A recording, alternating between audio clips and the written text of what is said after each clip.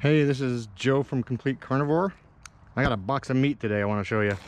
This is from an outfit down in southern Florida called Meat and Bone.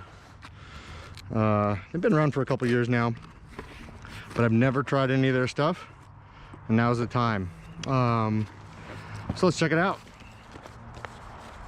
Ooh, I got a nice black envelope. Just a welcome letter. What do we got? Got something about returns. A couple cards about vacuum sealing beef. A little info there. Beef labeling guide. This has all kinds of different meat grading information on it. I'm going to talk about some of this stuff here in just a minute as we look at these steaks. Some shipping information. A lot of information here.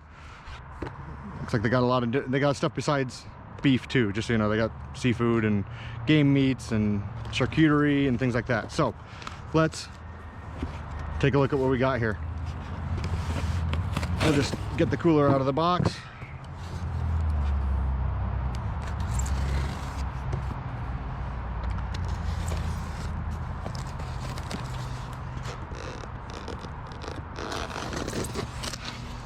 All right, now we're getting into the good stuff. Like most places, you get a nice bag, insulated cooler bag. Everything comes packed in a nice cooler too. Everything's staying cold. In here, got just some standard ice packs. These are still frozen solid. There's no liquid in those, so everything else in here should be cold. So let's look at what we have here. This is a 45 plus day dry aged bone-in prime ribeye. That's a nice thick looking ribeye. It's got a good cap here. It's got good marbling just looking at it, and 45-day dry age. I think they usually go to about 60 days, so it's over 45. So I think this is probably about a 60-day dry aged ribeye. That will be delicious. Here we have Filet Mignon BMS 6 to 7. Looking at this chart here that kind of talks about grades, you see most prime is about 4 to 5 on the BMS scale, which stands for beef marbling score.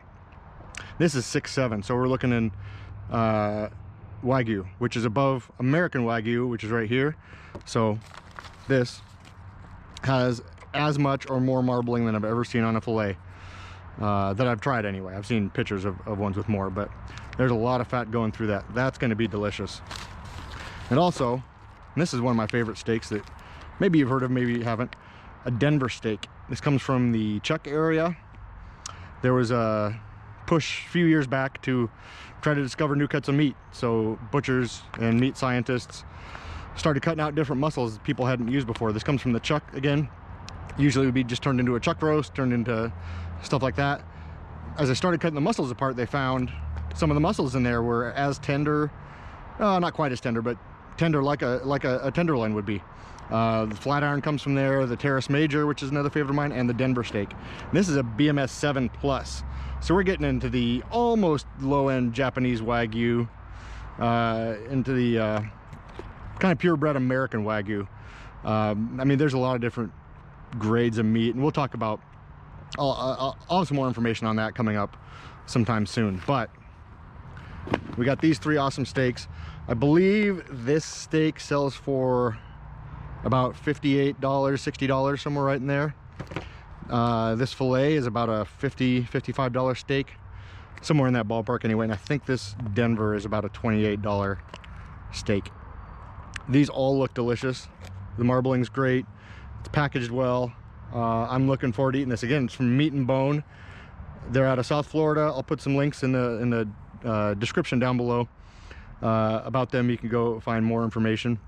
They have a lot of different grades of meat, which is nice, and a lot of different cuts, a huge variety of cuts. Like a Denver steak, you're not going to find a Denver steak in your grocery store. They have it. They have a bunch of other butcher's cuts like hanger and tri-tip and steaks like that. They have everything from high quality prime all the way up to Japanese Wagyu. Most of their stuff is seems to be in the high prime, lower Wagyu section, which again is higher than you're going to get at any grocery store or most local butchers you have. So I'm looking forward to eating these. We'll cook them up in the next few days. I got some different things I want to do with each of them, some different comparisons. I want to compare the meat and bone dry aged ribeye to a Snake River Farms dry aged prime ribeye and see how they compare. I want to compare this BMS 6-7 filet with some other grades of filet, a choice filet, a prime filet, some other things like that. And the Denver steak, I think I'm just going to eat this because it looks delicious. So thanks for watching. If you have any questions about any of these cuts, about meat and bone, about what they do, just leave a comment and let me know. Thanks for watching.